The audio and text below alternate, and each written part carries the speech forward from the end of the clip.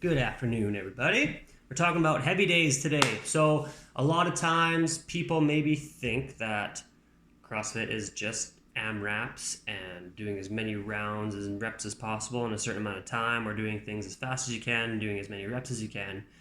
But part of CrossFit programming is also heavy strength days. So, we aim to do these for sure once a week. If you're doing, there's two different types of CrossFit programming that have been adjusted for the work week, I guess. The one original CrossFit programming was 3 days on, 1 day off, 3 days on, 1 day off.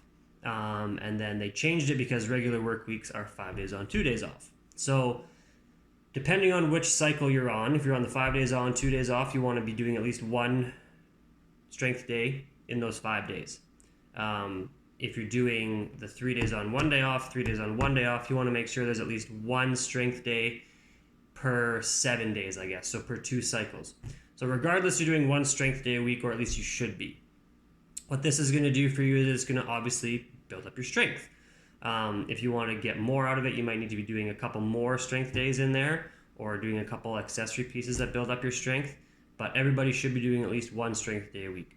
Reason for that is it's obviously going to build up your top end power, top end strength. And if you remember a while ago, I talked about that curve, right? So you have high output over short periods of time, lower power output over longer periods of time.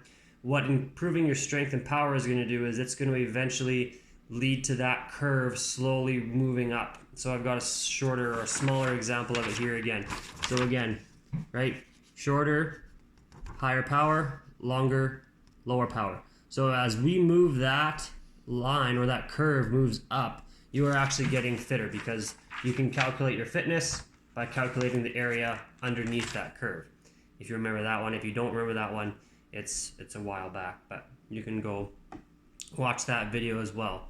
So that's the importance of strength days, because if you can, let's say, front squat 225 pounds and the workout is a 95-pound front squat, that front squat's going to feel a lot easier than if your 1 rep max was 135 pounds, right?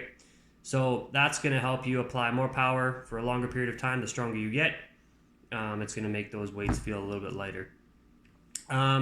General guidelines for rep schemes for strength days. We generally try to keep them under 30 reps per movement. You don't want to have too many sore muscles after the strength day. You don't want to overdo it. Usually the higher rep days make people a lot more sore, right? What we want to be doing here is taxing that central nervous system, getting top end strength in, and then kind of getting out, right?